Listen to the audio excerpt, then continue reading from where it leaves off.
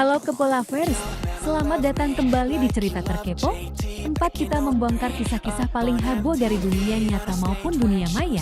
Kali ini, kita akan bahas kisah viral dari seorang kreator konten bernama Dilan Janiar, bukan artis film, tapi sosok yang sangat populer di media sosial.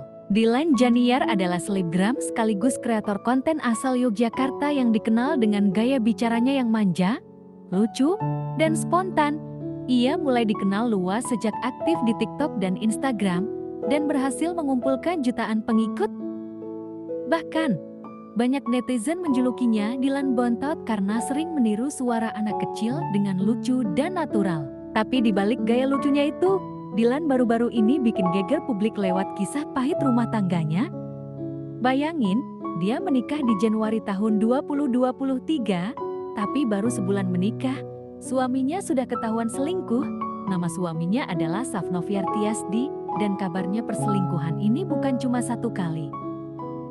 Netizen pun ikut geram saat Dilan menceritakan semua ini lewat unggahan yang menyayat hati.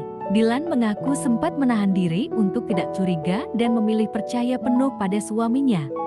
Tapi justru kepercayaan itu malah dibalas dengan pengkhianatan, yang bikin publik makin shock.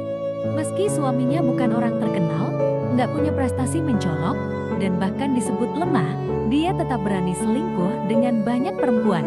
Dalam curhatannya, Dilan bilang, "Aku seterkenal ini aja masih bisa diperlakukan kayak gini.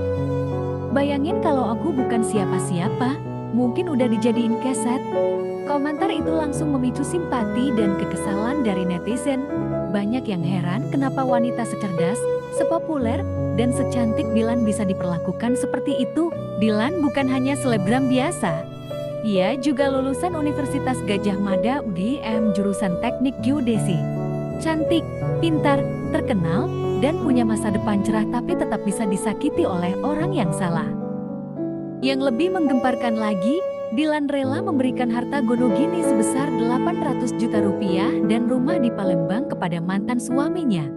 Netizen pun makin geram, banyak yang merasa Dilan terlalu baik untuk pria seperti itu. Kisah ini jadi pengingat buat kita semua.